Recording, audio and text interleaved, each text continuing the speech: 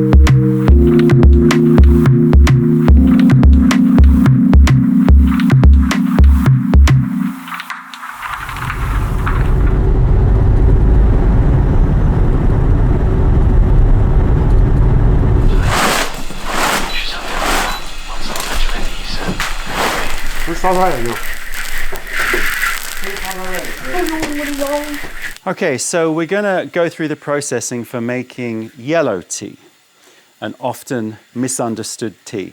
Behind me, Master Lee, he's not going to be making huang, he's going to be making huang cha, which is basically a bud and one leaf yellow tea, but it would be the same with the huang, it's just going to be buds with huang, whereas this picking is a bud and one leaf. So first step is picking, then it's air drying to allow development of flavor and reduction of moisture. And now we have the shaching process, wok at about 300 degrees Celsius, and he's going to be pan frying. The first time pan frying around 5 to 10 minutes. This will go through 3 stages of pan frying and yellowing. And the yellowing process is obviously the process that everyone's interested about. So we're going to try and go through that. I'm going to try and finally capture this Menhuang process for you. You can see the paper here that's used for the Menhuang process.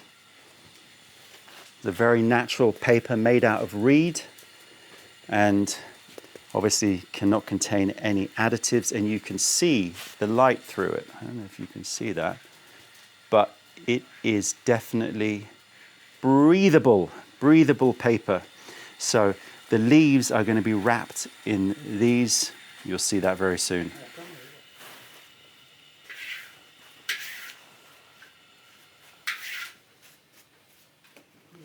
So while these leaves are still warm, very warm, they're going to be wrapped.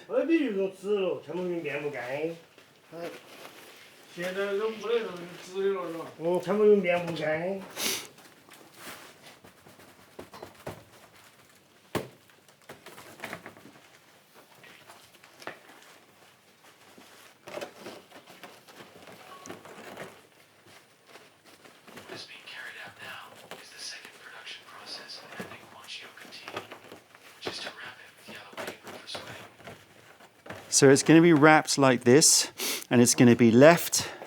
Where's he leaving it?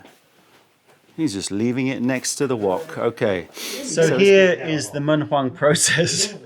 For those of you who've always been asking me, what is the yellowing process? Look how simple it is. Wrap it and leave it. First yellowing process, first wrapping about 45 minutes to an hour. Second Menhuang wrapping about 1 to 2 hours, and the last wrapping between 24 and 36 hours. And the time that it's left in this yellow paper is dependent on the weather. It's very cold today. This is why they put it next to the wok so that it stays warm and can go through the right processes, which we'll talk about in a bit. So the weather, the temperature, the humidity, the quality of the leaves after each stage. The master will take all of this into consideration to decide how long to leave the leaves or buds, in the case of huang in this wrapped state. So what's happening now? It's gone through a shaching process, but the shaching process has not completely inactivated or deactivated the enzymes in the leaf. There's still some activity. And so by wrapping it, what they're doing is keeping the warmth, keeping the moisture, and importantly, they're removing a lot of the oxygen. So they're not allowing it to then just sit in the air. They want a relatively low oxygen environment. What that does is it changes the type and the amount of oxidation that's happening.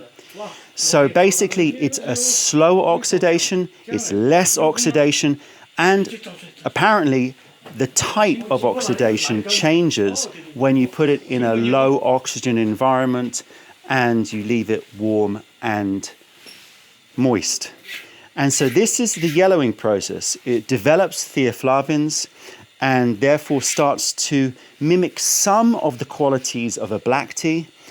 It removes astringency, increases the softness of a tea, increases the thickness of the tea, and reduces the astringency. It reduces the green element of the tea. So in many ways, it's a very simple process that's been sort of mystified over time, because essentially what they're doing is oxidizing it, but they call it low oxygen oxidation, or they sometimes refer to it as non-enzymatic oxidation, although I think that's a bit of a misnomer because there is still enzymes active in those leaves after the first shaching process. Okay, so he's just unwrapped that package of yellow tea and I want to take a look at it. Yeah, it does look more yellow. This has gone through one step, the shortest step of yellowing. As I said, there are 3 steps, with the last one taking up to 36 hours. And if you ruin it, it's going to happen in that 24 to 36 hours third wrapping. That's the one that it can all go wrong. You can take it too far and you can develop some unwanted flavors. Now, whenever you open the wrapping after the third yellowing phase, there is going to be a musty mustard smell, like a stewed mustard smell that comes from the leaves sitting in that hot, humid environment wrapped up in low oxygen. And so the yellow tea will go through a 4th firing phase. It's not shaching, it's not de-enzyming, it's to remove that smell. But if you have a tea which has been taken too far or is not being yellowed properly, then you will have this persistent taste of an over-yellowed tea. Very interesting.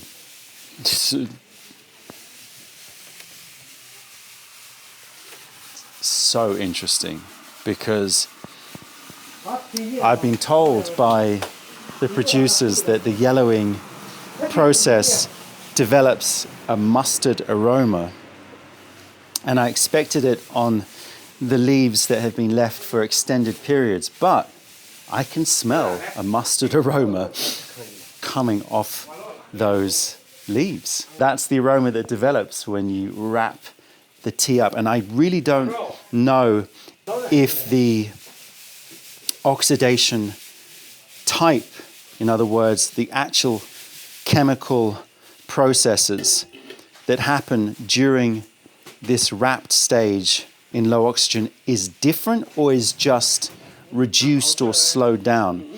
But it certainly smells like it's producing different end results in terms of aromatics. And therefore, it seems to me that it's not just the amount of oxidation, but it's the type of oxidation. You're going to have to go dive into some of the research and the chemistry about it. Okay, so now we're going through the second stir frying for yellow tea. And it's a different movement compared to when they're making green tea. You can see it's more of a patting movement and less of a rolling movement. So these small differences in the way that they are produced. And I also think that the shaching process seems to overall be shorter for yellow tea. Just a bit shorter. Doesn't feel like it's being taken as far. And now it's going to be wrapped up immediately.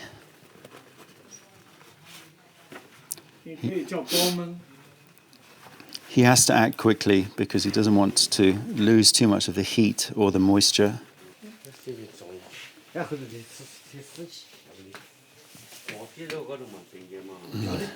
Now they're feeling where it's warm enough for it to be left. This is, I love it. I love it. I love the fact that it's so lo-fi.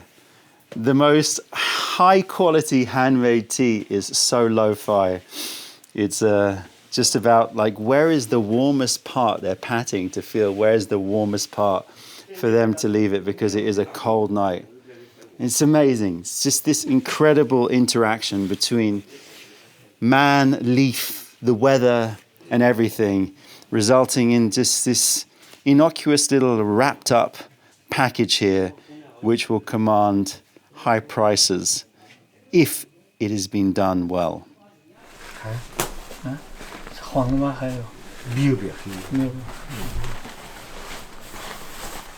So off he walks, the master, and in his hands he clutches a little packet of yellow tea.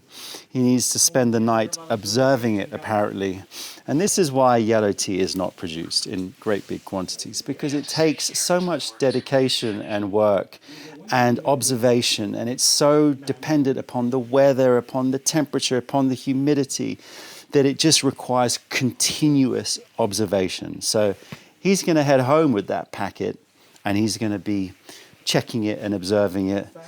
He wants to make sure that it doesn't go black during that yellowing process. So he's going to be peeking in and just checking it and keeping it warm, like swaddling it like a little baby. It just is a perfect example of the reason why yellow tea is not a huge commodity on the market. And if you start to see lots of yellow tea, then you have to ask the question, how is that yellow tea being made? Now, of course, you can produce yellow tea in larger quantities, in bigger factories, in bigger factories with more workers who are observing, bless you again, with more workers who are observing it. But in these small households, when you don't have that many people and you have one master who's taking care of the whole process, then it takes a lot of work and dedication, and he's taking his baby home with him.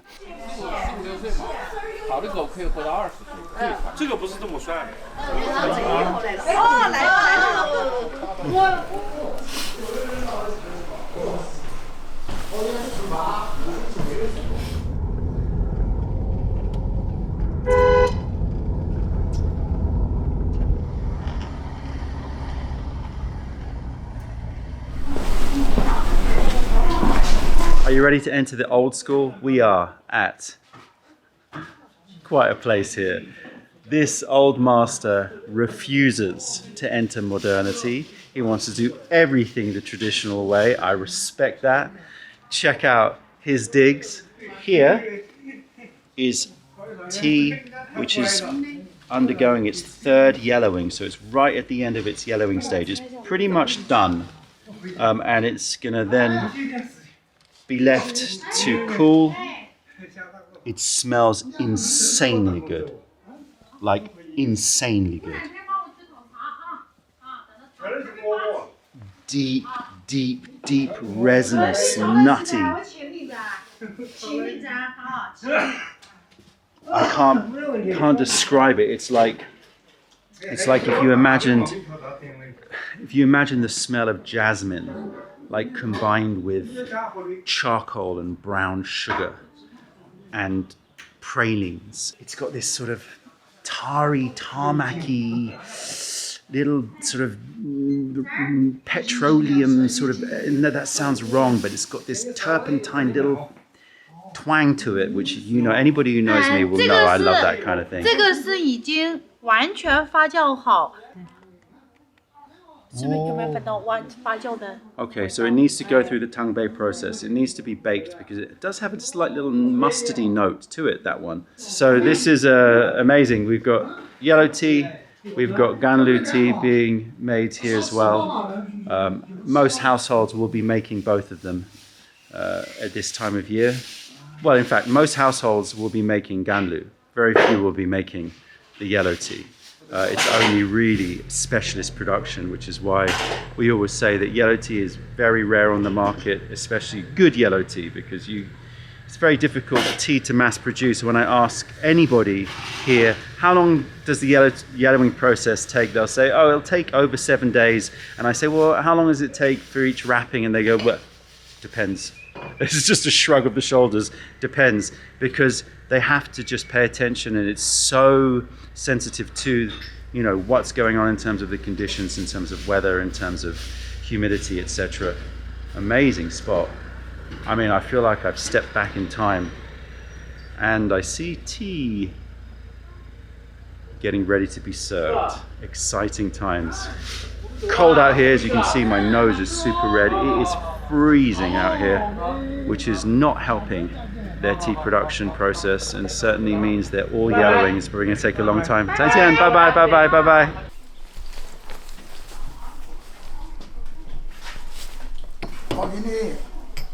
My wish has been granted. I'm going to taste this huang ya from this producer.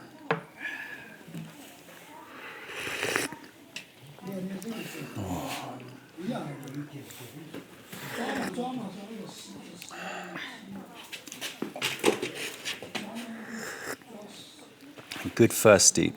I think it can be brewed stronger.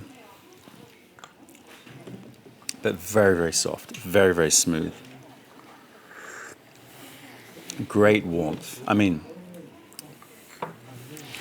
I want people to realize that it's still one of the top yellow teas that I've tried, but just that smell was blowing me away so much that I kind of am expecting some unbelievable things to appear from this liquor.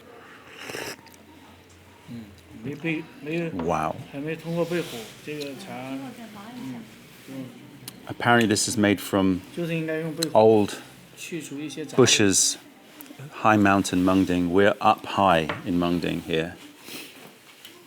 And this is the old wild bushes, apparently. So we're talking next level stuff. If it's good enough for, if it's good enough for Jackie Chan,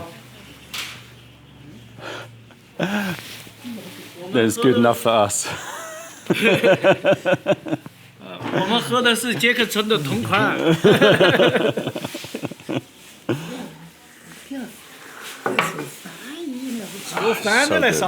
So good. I still think that if it had been brewed my style, Kung Fu style, chuck a load of leaves in, I would get more out of it, because I can taste, it's just, there's so much there. But look how much they brew with. Place? 哦，对对对，它可以。 Right. Compare that to my brewing style. I have to say, from the look of those yellow buds and from the smell, I think what's going on here is that they are extending the humidity and the heat to really yellow these suckers. So brave yellowing. So they're going for a dark, dark, dark tea in comparison to so many other yellow teas. Now, that's a style. That's an innovative style. It's not something that I've seen before. I love the smell. It sort of is like an in-between of a yellow tea and a dark tea, which just like, it just excites me so much. The idea of like taking the yellowing process and turning it a little bit into a fermentation process. And I think what she was talking about before in terms of the paper that I didn't quite get, but I think she was talking about microbes. I would need to sort of get that translated, but I think she was talking about microbial action. So I think that they're kind of aware that they might be doing something a bit funky here, but we all like funky, right?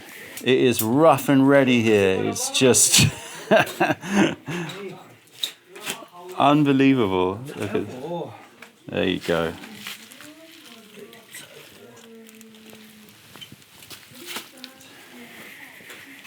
Yeah, that's getting hot. Ooh, that's getting very hot.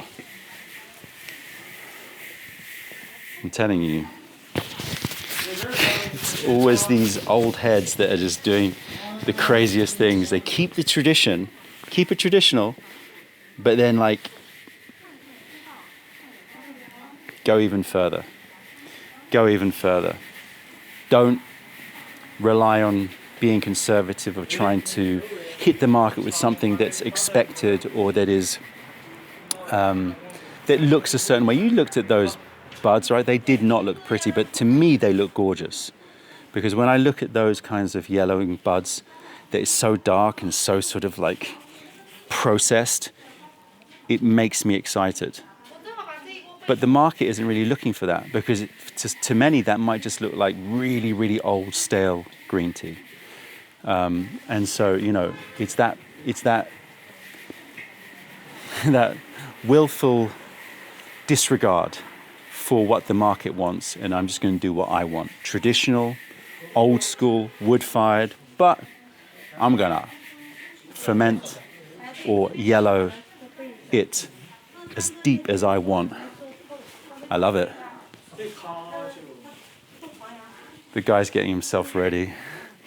They're all like wearing the gear. I've rocked up with the cameras, so they're like, ooh, we better like make ourselves look professional. I bet they don't do this when I'm not here. They don't put the masks on, but hey, it's fine. I think they just want to make sure that they're being represented properly, which is cool.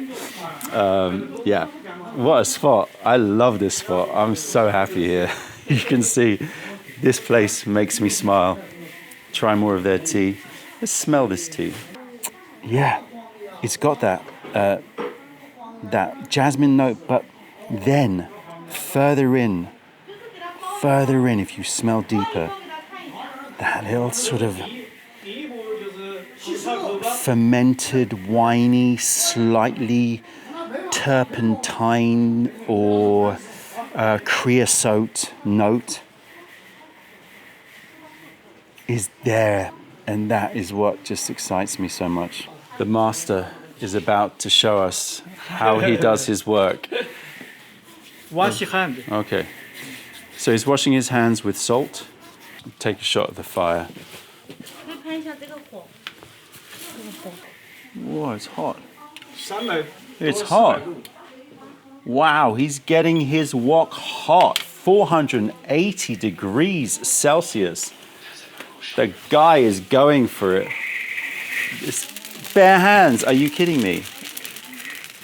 That is one of the hottest woks I've ever seen on my travels. I mean, he has to keep it moving all the time, otherwise it's bound to burn at some point. But this is going to be great, right? So you're going to have these little blistered edges, that little caramelization happening. All going to add character to the tea, as long as you know how to handle it. It's like you take things to the edge. As long as you know how to handle it, then it adds so much character. It takes what is going to be a good tea, but a bit bland, to something that's going to have that character, have that uniqueness. And yeah, I mean, you know, maybe this is his style. Take everything to the edge. He's an OG. Unbelievable. I've got to get some slow motion shots of this. So this is what happens when it's just me. You're going to have to watch me doing filming. I'll hopefully be able to get you some good slow-mo.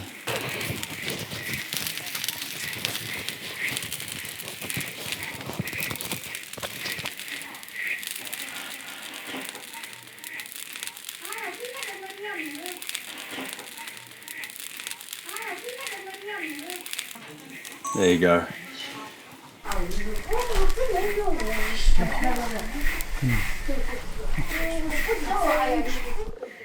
Okay. Shaching done. That's the first shaching. And now the huang process is going to wrap it up in that paper. It's really, really hot. So, guys, putting it in at a very, very hot temperature. Hot, moist, wrapped up. Ooh, puts it back on the wok. Another OG method going on here. I tell you. And then puts it right next to a wok. Wow, very, very warm. Very, very warm.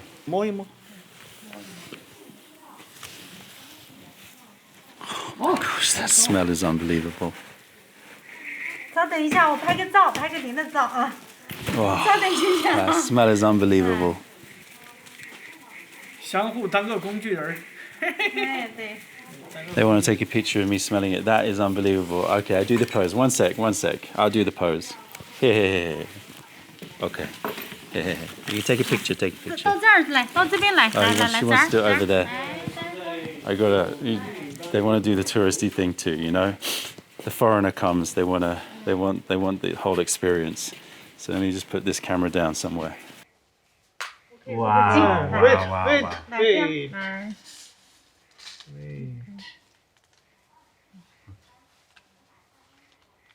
好高哦，意思是发出惊叹，表达看到某个事物高度后产生的惊讶情绪。 All right, everybody. We're at another tea production facility on Mengding Mountain, and I wanted to come and look at the yellowing processes here. Very, very different. You can see this is more sort of half machine, half handmade. There's a lot of this kind of style production on Mengding Mountain. You can see rolling machines, big shaching machines there, but then there are woks over there as well, and there are people rolling. So it's this sort of half handmade, half machine made. You can see they do their own version of Juyeqing, which looks kind of interesting, which is still warm to the touch. But I wanted to check out their yellowing and their yellow tea. They do small leaf yellow tea, so it's not bud. They'll take small leaf picking, so similar to a green tea picking. And this is their yellow tea after complete yellowing. They yellowed this 4 times. So they've wrapped this tea 4 times, and you can see the yellowing. But you can also see that it's nowhere near as yellow as a lot of the other sort of Mengding huang, the yellow bud teas that we've been looking at.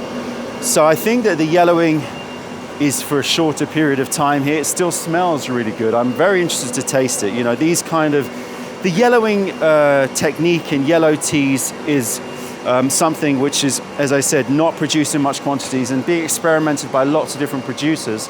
And so it's always good to try them. So I'm here to taste this yellow tea, see what it's like. Maybe it's going to be a winner. Okay, so let's take a look at the difference between the yellow and the green of the same picking, so you can see the yellowing. Green tea, yellow tea. Everybody having good vibes here. It's rainy, it's cold, it's misty. It is just straight into your bones, the chill on the mountains, about 5 degrees. I have so much admiration. They're all cheery and getting on with it, but wow, I'd be struggling. Workers' tea, the fuel to keep them going.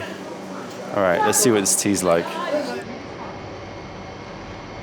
Okay, so we're going to taste this yellow tea. So I've been speaking to the producer, and it is a completely different style of making yellow tea. So they only actually, they do the shaching process like they would with a green tea, and then they pile yellow So essentially they pile it up and cover it up. So I guess it'd be similar to how some of the fermented teas are done. But essentially, instead of wrapping them up individually in little bits of paper, this producer's taking the approach that all they want to do is take away the greenness, that this is not about some deep yellowing process. And so when I said it was wrapped 4 times, I was incorrect. What they are talking about is they pile it, and then 4 times they open it, and then they move it. So they basically make sure that the leaves are mixed, so that some of the leaves on the bottom go to the top, etc., and then they cover it again, and they yellow it for 5 hours. So very short yellowing, and as you can see, not that much difference between the green and the yellow, but there's a noticeably different smell. Classic green tea smell, umami but bright. And this is soft and warm, you know? It's a different style of yellowing. Let's try the green first, just so I have some comparison. Decent green, good green, little bit of a bite, little bit astringent, but it's a good tea. I mean, we're in Mengding Mountains. I mean, obviously it's going to be high quality raw material. Okay, let's taste the yellowing. Okay, very different. Very different from the green, and also very different from other yellow teas that I've tried.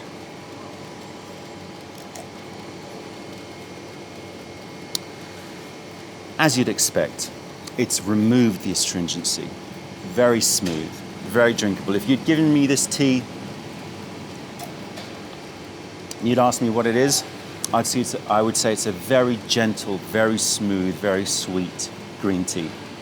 It doesn't taste like a yellow tea to me, or what I expect from a yellow tea. I don't get that deep caramelization or that deep milky warmth that I would expect from a yellow tea. It's very nice. I sort of run out of descriptors with these kinds of teas because they're so pure tasting. They smell like, you know, the air around here, sweet, slightly floral, little bit of orchid note, you know, lots and lots of sugar. It's sweet, it's delicious. High grade, great, wonderful Mengding mountain tea. And so it gets a little bit boring to sort of repeat myself. It's the same thing. It's just the taste of this area, and it's amazing. Don't get me wrong, I love it.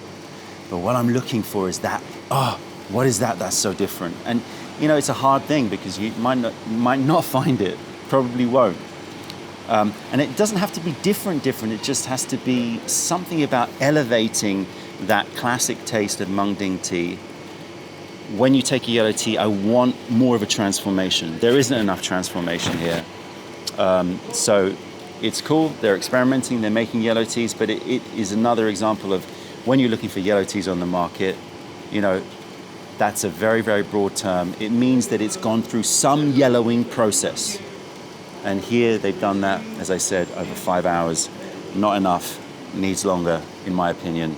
But I'm sure a lot of people will still enjoy it and will purchase it as yellow tea and share it with their friends and say it's rare yellow tea, which it is, statistically. But yeah, not something that I will buy.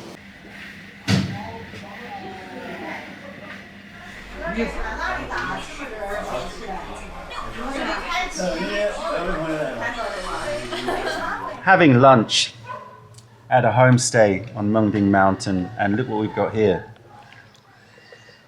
This is egg with freshly picked tea buds that we just picked up in the fields. So that's exciting, we've got to try that. We've also got lovely soup here, some charcuterie, some double fried pork. I guess this is tofu? What is this? 这个猪肉? 猪肉, pork. Okay, but we've got to try 回锅肉， this one here. 茶芽炒鸡蛋。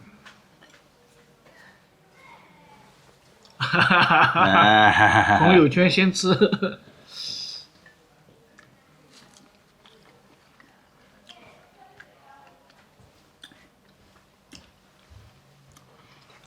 Beautiful. It tastes just like an omelette, but then when you bite through the tea buzz, you get that lovely, fresh green tea taste. A little bit nutty, a little bit jasmine-y. Really delicious. I love eating up in the mountains. It is just always the best food. Tea pickers, tea pickers, tea pickers. Everywhere you look, tea pickers. They've been brought in from neighboring villages because it's time to pick tea. The leaves are flushing. Oh, that guy's got a lot on his back. Whoa. He got the bounty. Yeah, there they are. They've just clocked out and they've got lots of tea. Oh, there's the market. Oh yeah, okay. they got to sell what they picked. They got to sell it quickly.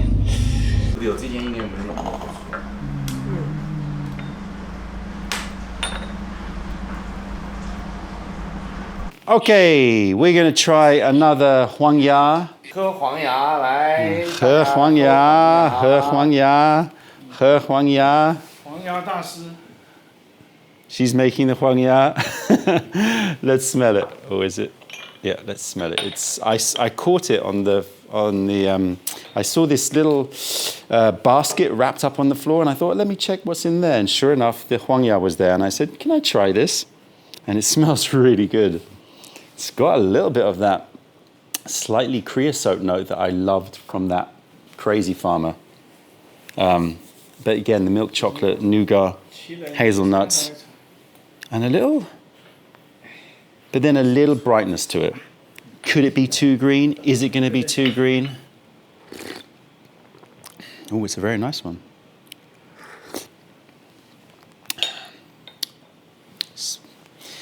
Soft, warm nougat, some hazelnuts, milk, bit of chocolate.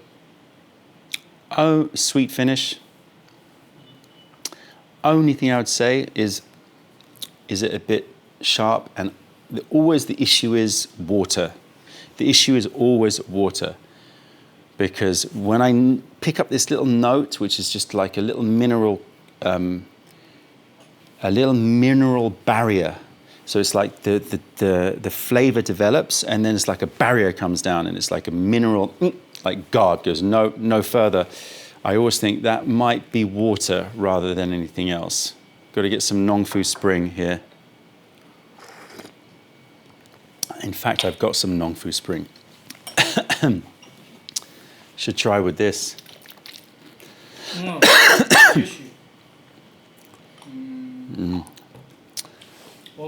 Nongfu Spring is my go-to in China. I know this water, and I know it will make all teas perform well. The phrase is that if a tea is like a 5 and a water is a 7, then the drink you'll drink will be a 5. If the tea is a 7 and the water is a 5, then it still will be a 5. So the water is going to dictate it. It doesn't matter how good the tea is. If the water's no good, the mother of tea, I know a lot of people are waiting for a series about this, but the water needs to be spot on. This is not bad, but it's just got a little hit at the end. But it's a very nice yellow tea, very nice yellow tea.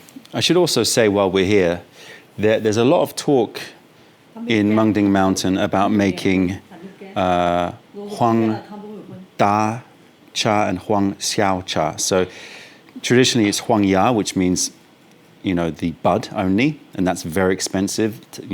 You've seen the raw materials and how long it takes for that to be made. But they're also making yellow tea with bigger pickings, like a bud and a few leaves, or like up to a few leaves, which is a bit coarse. And now they're starting to make more of this sort of in-between, where it's like a bud and 2 leaves, so it's a fine picking, and they're making a yellow tea out of it. They're calling it huang xiao, so yellow little. And there's talk here that might be the next big thing to hit the market, because the price point will be lower per gram, but it'll still have that extra development of fermentation and the softness and the warmth that we look for in a yellow tea. So keep your eyes peeled for that.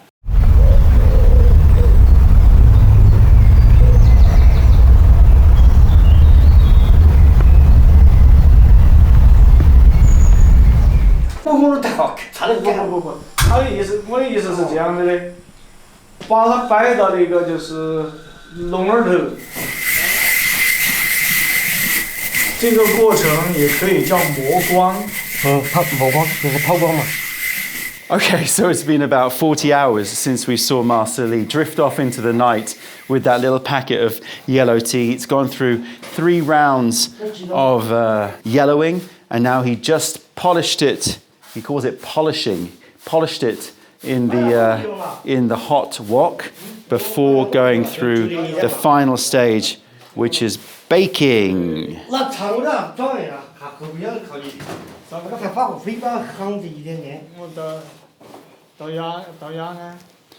Can you see how small that batch is? All right, just can you see how small that batch is?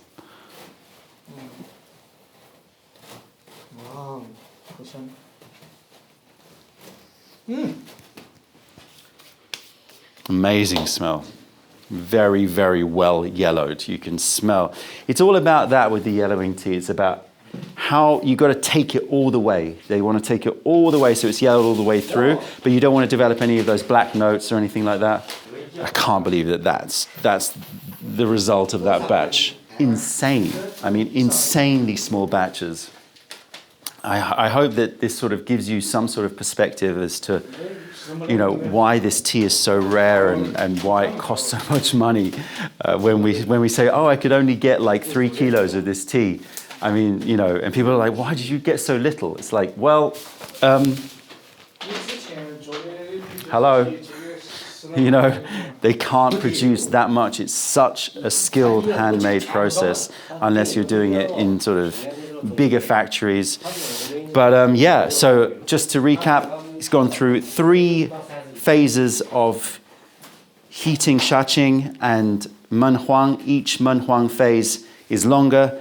It then went through this final heating in a wok, which he calls polishing, and then it goes into the charcoal baker, where it's going to be sort of baked at a low temperature. It really feels dry, to be honest with you. It just requires that final dispelling of all of the moisture to bring it down to the right percentage for storage. And it's going to also change aroma and accentuate aroma too. Just want to sniff this one more time before I leave these leaves to bake. I hope I can get some of this stuff, but I don't know if I can, to be honest with you. Oh, it's the best way that I can describe a really good smelling huang yellow bud is it smells like caramelized milk. It's like milk with added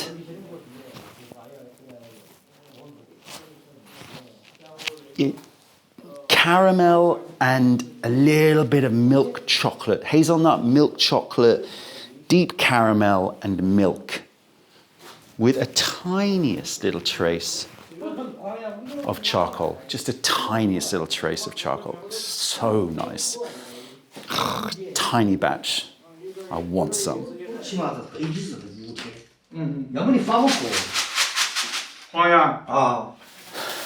So amazingly, Master Li has said to me that actually this huang he intentionally sort of rushed it a little bit for me to film everything, which is just like mind-blowing to me that he would take his small batch of teas like that and let the foreigner potentially ruin it. Because he said normally it will take about 4 days to do, instead of it's been about 2.5 days.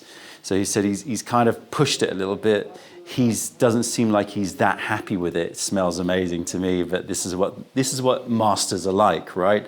So normally it takes 4 days of continuous work, or of monitoring and working on the tea. He's done it in 2.5 days. So he's saying it's not perfect for him. I still want some. If it's not perfect, then Let me have a bit.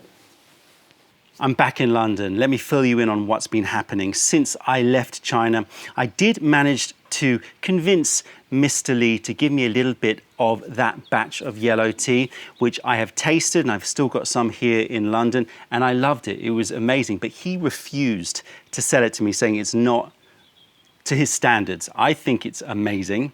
Possibly a little bit pushed in terms of the actual pan firing, a little bit pushed, maybe, but apart from that, I thought it was amazing. But I basically made a commitment, which is something which I very, very rarely do. And that is, I said to him, look, whatever you make this season in terms of your Mengding huang, I want to buy. We organized a price and I bought blind. Now that is something that causes me a lot of stress. It's something that I don't do hardly ever, but having spent so much time with him and watching his dedication, I felt that I could take the gamble. So here is the Mengding huang produced by Master Lee this year. We purchased his entire production, which is still a tiny, tiny batch. And this is the first time I'm tasting it. So I am a little bit nervous.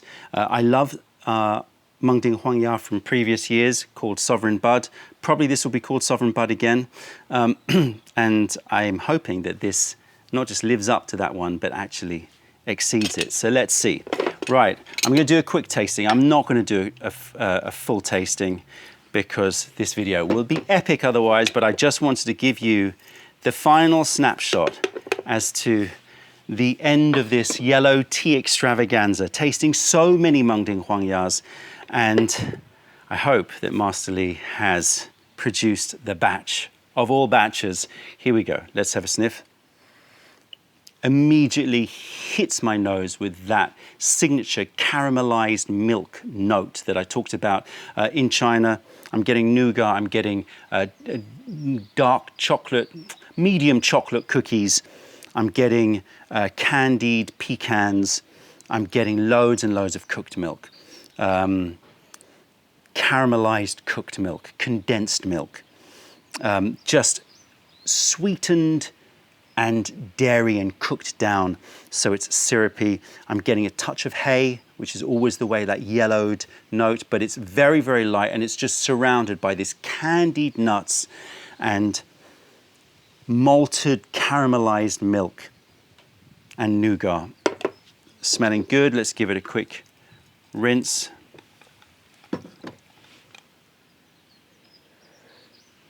Okay, so the notes that I expect from Sovereign Bud are those candied pecans, candied walnuts. I'm getting tweel biscuits, cooked down biscuits, baked biscuits. I'm getting those chocolate chip cookies, and I'm, that's what I expect. That's what I hope for, and it's loaded in this smell. The addition, the thing that makes this stand out, I think, above the Sovereign Buds that we've had over the past year, is I can smell this extra wok hay note, this extra fired note, this extra sort of charcoal baked note. But it's all fitting within all of those realms. So I'm getting things like dark baked biscuits. I'm getting things like as if I've taken chocolate chip cookies, but instead of baking them in the oven, I've baked them in a charcoal fired oven. It's just there, this warmth, and I get the same when I taste heirloom silver needles that have been baked at low temperature, body temperature, 40 degrees Celsius for a long period of time. It's just this unbelievable warmth that comes through it. Let's brew this up. I already know. It wasn't so much of a risk because having spent a few days with Master Lee, I knew that it was going to be an immaculate tea. And I'm almost certain that this is going to be one of the best yellow teas that I've ever tasted. If I compare, I'll try and compare this tea to the old school producer that was producing everything over wood-fired woks, just to give you an idea. This smells more in line with the expectation of a yellow tea, albeit taken to that limit. With that producer, it was a lot of like, I think he pushed it really hard, fermented it a bit, and you probably saw in the video or in the footage in the mountains that it didn't quite live up to the expectation of the aroma. It was great, but didn't quite live up to the expectation of the aroma. I'm hoping that this is gonna live up to the expectations. Beautiful yellow color. So the key requirement, yellow dry leaf, yellow liquor, which you can hopefully see here, and yellow all the way through. You want that full yellowed process. Here we go. I'm not nervous. I'm not nervous. I'm not nervous. Super thick, syrupy, ooh, a little savory note coming in. That was unexpected. This little hit of like umami moving to sugar sweetness. I'm getting sugared cookies. I'm getting condensed milk. I'm getting like candied, instead of candied nuts, which I'm getting lots of, I'm getting hazelnut creams, but I'm also getting candied chestnuts. So it has that chestnut Christmassy note, but candied, sugared, glacé chestnuts. So I'm getting lots of sugar in the finish. So much sweetness, amazing. But there's a savory note. I'm getting oven roasted Jerusalem artichokes, salted caramel, salted nuts, but then again, it's that salty to sweet that is actually an improvement or an addition to the sovereign buds that we've had before. This savory note.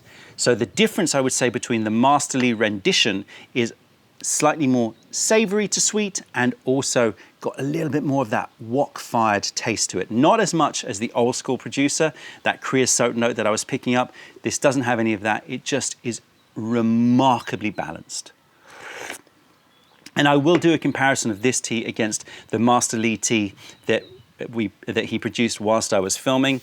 But from my recollection, this one has got less of that fired note. It's just a bit more tempered, a bit more controlled, and a little bit like the fermentation feels like it was longer and less extreme. So longer, fuller, more rounded, more mellow. Amazing, amazing, amazing, as I said.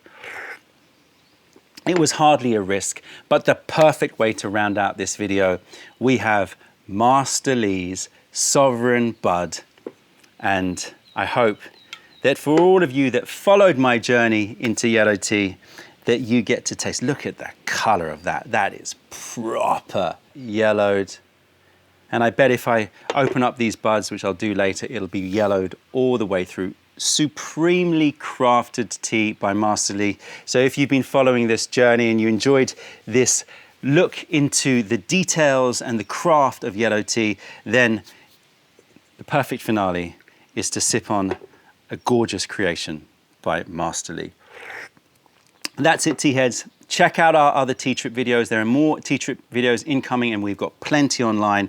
Make sure you spread the word and share those videos with everyone out there. On that, I'm Don from Mayleaf. Thank you for being part of the revelation of true tea. Stay away from those tea bags. Keep drinking the top-notch stuff and spread the word because nobody deserves bad tea. Bye.